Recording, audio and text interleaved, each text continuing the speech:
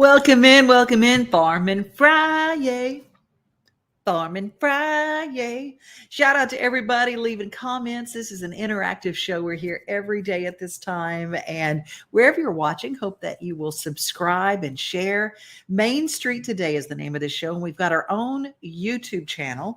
And you can go to Main Street Today on YouTube and click subscribe. We love having new subscribers. And the more of you that subscribe, the happier we are. I'll give you a lucky handshake. It'll really work. We thank our Farmin FriYay sponsor.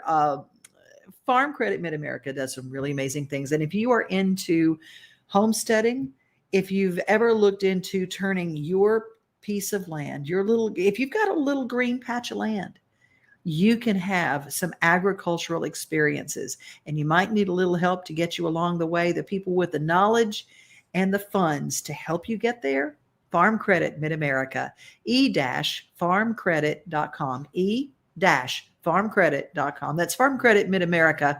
But I love what they do. They're a cooperative that pays back to their members. They're investing in the youth of our agricultural world with Future Farmers of America and 4-H. And I thought, what they're doing to go back and to work with farmers that they have to give food to people and to help provide food. It's just an amazing program. And I like people who not only run a good business, but they take time to get entrenched in helping the world in their community.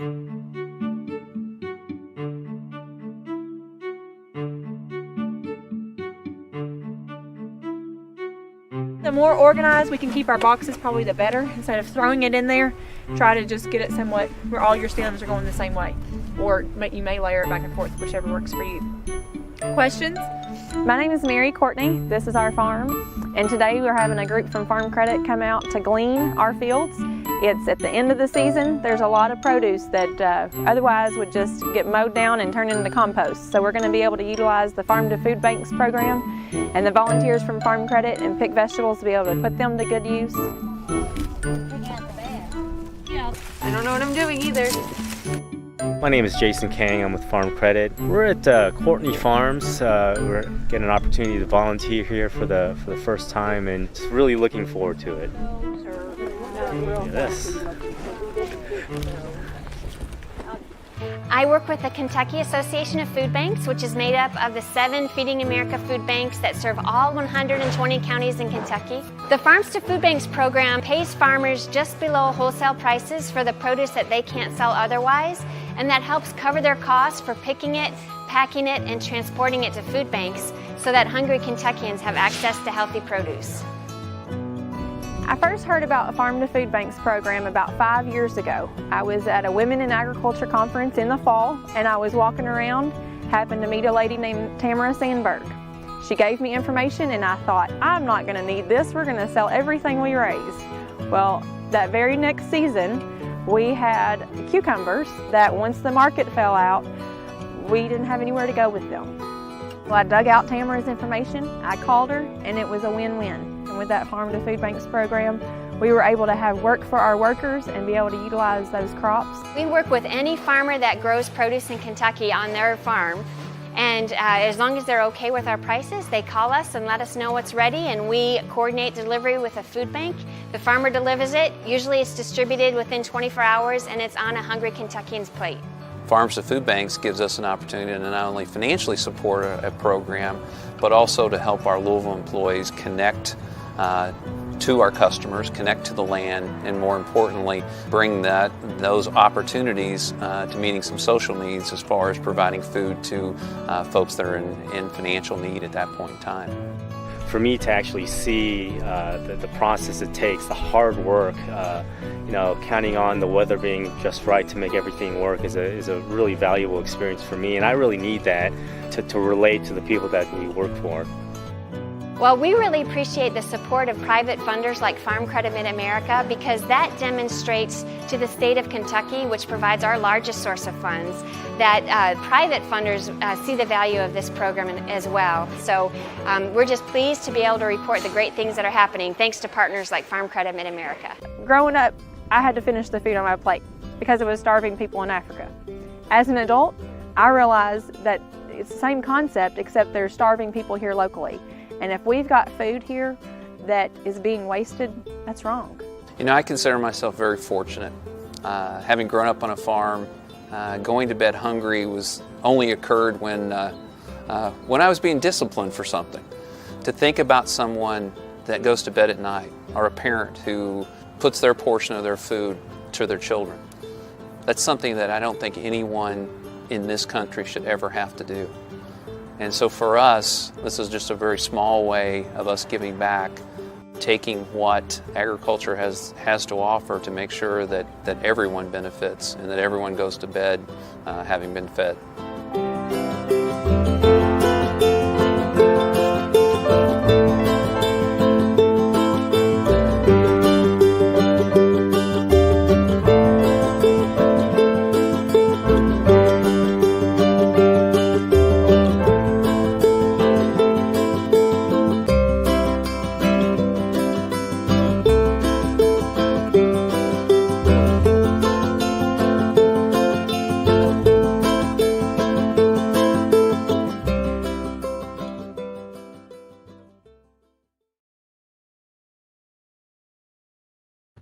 That made me cry, y'all. It's so precious that people would leave their offices at Farm Credit Mid-America and go out and do this.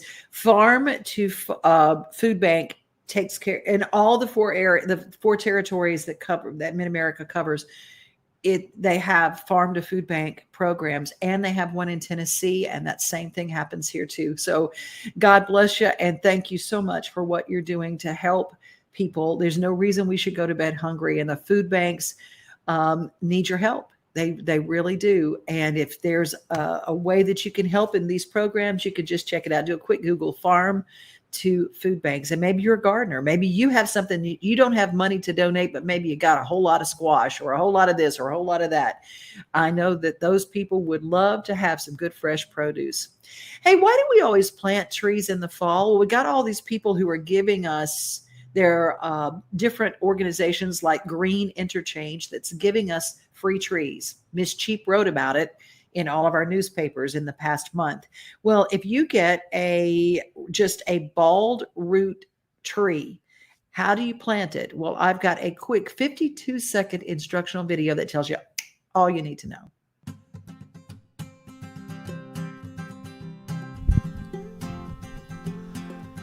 Tennessee Wholesale Nursery presents How to Plant Bare Root Trees. Bare root trees need to have their roots soaked in water for at least 2 hours before planting.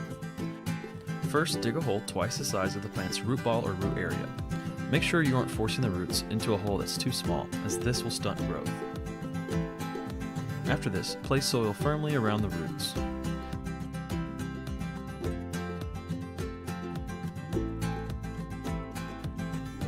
Immediately water the tree and keep it regularly watered for the next few weeks so that the roots can get established. After that, nature will do the rest. You can find bare root trees and much more on our website at tnnursery.net. I just needed to know that. And I love when I can find a short how-to that lets me know if I'm doing everything that I'm supposed to do when I'm planting one of those, especially the new free, they're free trees and they want you to plant trees. It's great for our carbon footprint and it's great for our spirit. Let's talk about great for your spirit. Fall at Cheekwood. Come on. What's going on? If you want a place to really enjoy and you're in Middle Tennessee, if you have not been to Cheekwood, or even if you have, go back, because fall all the way through, fall is starting and you go all the way through to Halloween for their exciting things at Cheekwood. So pretty. Just a 15-minute drive from Brentwood, Cheekwood Botanical Gardens offers a taste of fall for the whole family. Cheekwood Harvest, featuring fall displays, food trucks, live music, and other activities, runs until Halloween. External Relations Officer Elizabeth Sheets describes what the fall season brings to Cheekwood. Fall harvest season is one of the best times of the year at Cheekwood, and it has really become one of the most popular times of year for visitors. We have a pumpkin village with 2 pumpkin houses that you are welcome to walk through, look in the windows, look out the windows. They're very interactive and visitors love to explore the pumpkin village. We also have pumpkins for sale in the pumpkin village, so you may pick out your pumpkin to take home with you for your front porch or mailbox area and just explore the gardens. We have 55 acres of botanical gardens here at Cheekwood and lots of color during the harvest season. The Cheekwood Harvest is a popular event among its members and has been put on annually for 8 years. So it's really grown from just a few weekends of activities into the full-fledged harvest season that you have here at Cheekwood today. Year-round, Cheekwood offers unique displays in the gardens and in the Cheekwood Mansion. Cheekwood has lots of events and activities year-round. We do have 4 main seasonal festivals. Cheekwood in Bloom in the spring, where we have hundreds of thousands of tulips and blooming bulbs. Summertime at Cheekwood, where we always have some sort of special exhibition out in the gardens. Cheekwood Harvest, as well as holiday lights, which will be coming up starting in the middle of November. Visitors who are not members should purchase tickets ahead of time on the Cheekwood website. We do ask that you purchase tickets in advance online at cheekwood.org. You may go to our calendar, select your date and time for entry, and then just purchase your tickets right there. Cheekwood's Harvest Celebration is a great place to spend time with friends and family leading up to the Halloween holiday. Avery Allen, WBHS 9. Thank you, Avery Allen. Avery Allen covered that for Brentwood High School. She's a reporter at Brentwood High School, and we're glad to be able to share her work with you. She's got a big future ahead of her. Hey, take a look. If you want to follow, Cheekwood has the Cheekwood Chronicles, and you can pick that up. If you are a member, you probably already know about this. But if you're not, you can pick one up at Cheekwood, and they've got literally everything planned for the fall season. And you can see if there's stuff for kids, there's stuff for grown-ups. Lunching at Cheekwood, always a great idea. Do you like day trips? Do you like to go see really unusual Airbnbs? Maybe you want to have an Airbnb and you want to convert something just to kind of earn a little extra money. Well, I want to show you some fun places, some stunning Airbnbs right here in Tennessee. And if you'd like to take a trip, just got a pen and paper. This is a write it down moment. These places are gorgeous.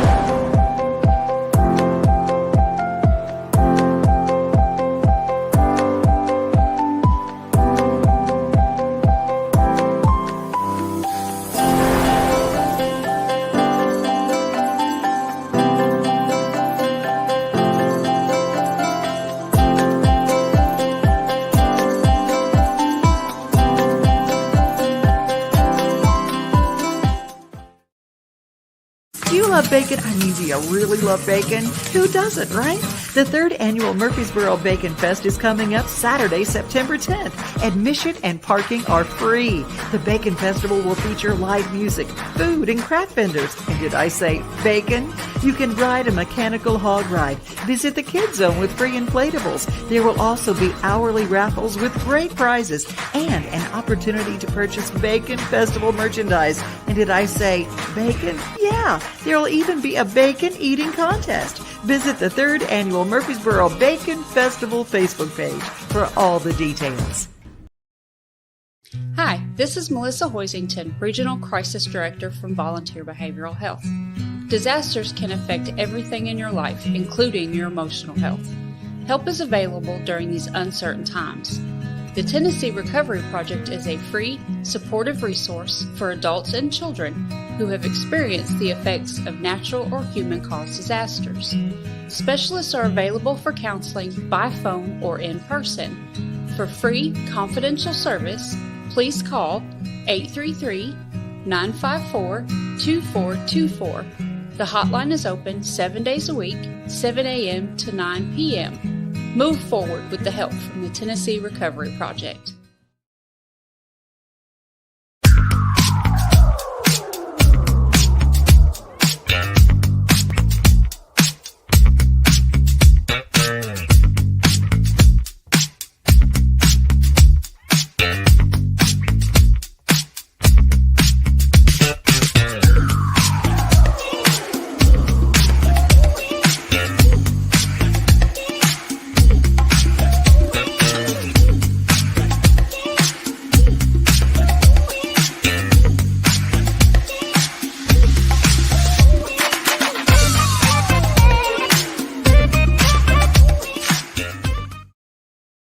The Green Interchange, free trees, and a lot to do. This weekend is the last pickup for those free trees.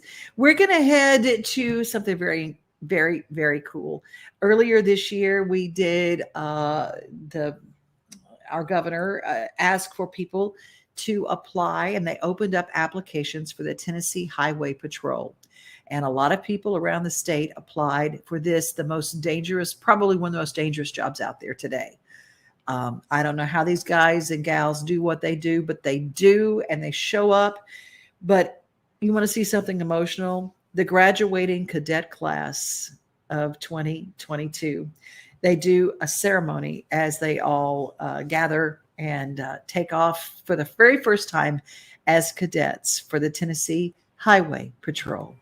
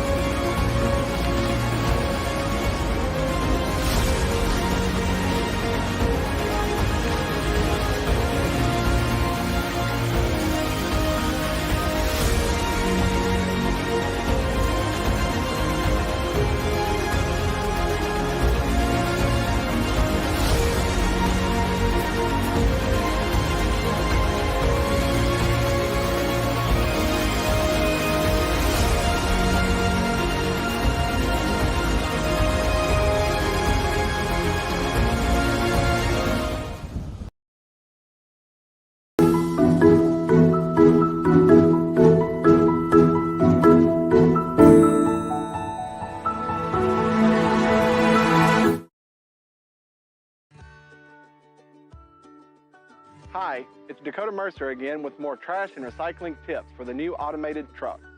The right placement of your waste management trash and recycling carts is important. place both trash and recycling with wheels facing the curb. Also, place the 2 carts 3 feet apart and 3 feet away from cars, mailboxes, and trees. This is so the truck's automatic arm has space to lift and empty carts safely.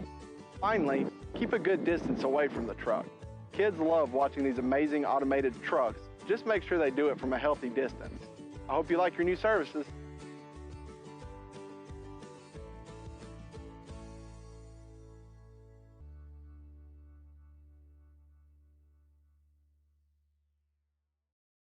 Just in case you don't know, there are new recycling services and trucks to pick up in Spring Hill, Tennessee, in Murray County.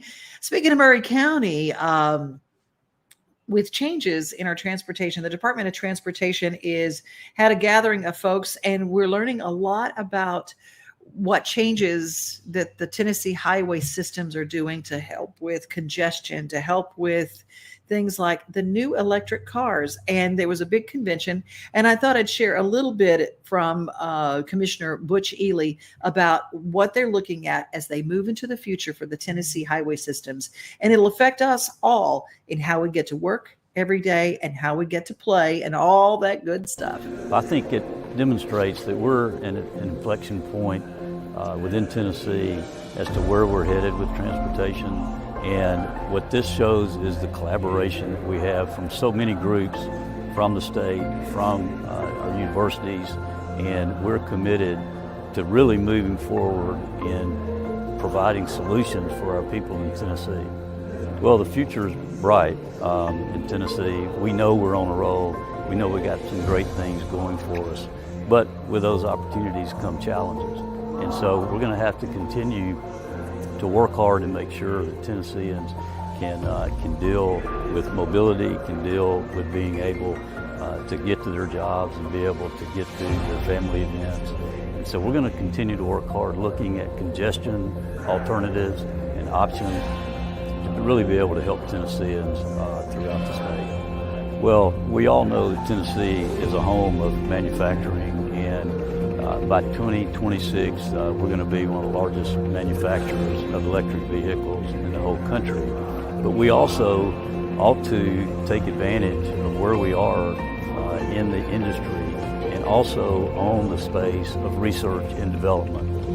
So we're going to continue to work hard with our partners here, continue to work hard with our universities around the state to really lean into the research side, lean into the technology side, and what that can do for the people of Tennessee. In case you didn't hear what he said in that moment, the #1 manufacturer of electric vehicles. That's what we're moving toward in the state of Tennessee. And if you didn't know, General Motors is expanding their operation in Spring Hill to a $2.3 billion electric vehicle battery plant. So $2.3 billion, all the electric batteries. And GM is also, General Motors is planning to eliminate gas vehicles entirely by 2040. And if you look at it, we're talking about Throwback Thursday, 2000 was 22 years ago. Can you believe that? Y2K and all that. So, oh my gosh, it has been a blink. So 2040, that's what GM has planned. Nissan already manufactures all of the electric Leaf vehicles. Their Nissan Leafs are all created in their Smyrna plant. And most people who own electric vehicles say, yes, I would own another. What do they say that the worst part of owning an electric vehicle is? The heater doesn't get as warm, and it gets cold, does not get as warm. They said, so if they were going to get a new vehicle, they would make sure that it had heated seats and a heated steering wheel, because that sure helps when you're in a car and it is cold. And so that was the only complaint. Most of them said that they would buy an electric vehicle again. Some even went as far as to say, I will never have an internal combustion engine for the rest of my life. Oh, and by the way, if you're over in the Chattanooga area, Volkswagen is creating their electric vehicle in Chattanooga. So I didn't realize that we really had that much to do with electric vehicles. And turns out it really is a big deal for our jobs, for our economy, and it will make a difference with our roads and our system. And I think that the Department of Transportation is going to be looking into charging stations and things like that, and how they're going to monetize those as well. I hope you guys have a great weekend. If you want to come to Backstage Nashville, it is a fun thing, and it is every week. And if you don't know about it, it looks a little bit like this. Country music got a hold on me. It bit me in the worst degree. When I was little, heard a fiddle or a steel guitar, I started hunting and a popping like a man from Mars. Country music got a hold on me. It's an affliction that won't let me be. It's a certain fact that's plain to see. Country music got a hold on me. When I turned 18, I joined a hillbilly band. Rocked every joint from Maine to Alabama. Now people that come from miles around wanna hear me play the country sound. Country music made me what I am. I'ma take a picking guitar man. When I'm rocking and a rolling, I'm a sight to see. Country music got a hold on me.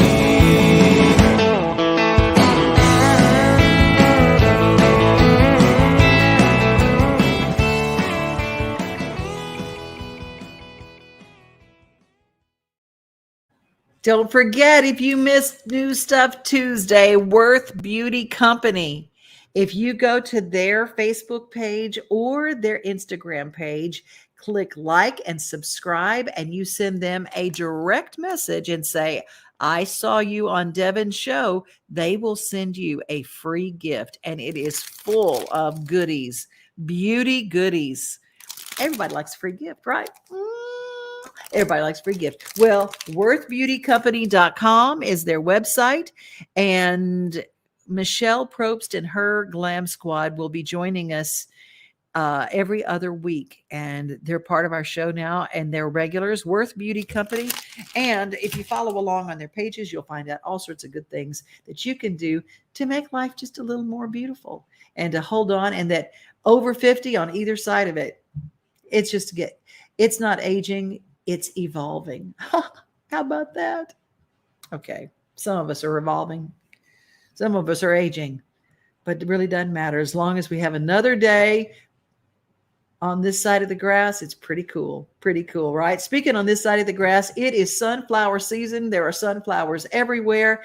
And I thought that we would close Farmin FriYay with a time lapse from Aldo Productions, and it is absolutely stunning. I love sunflowers. They're my favorite flower. Be safe, everybody. Be kind. And remember, most of all, you are loved.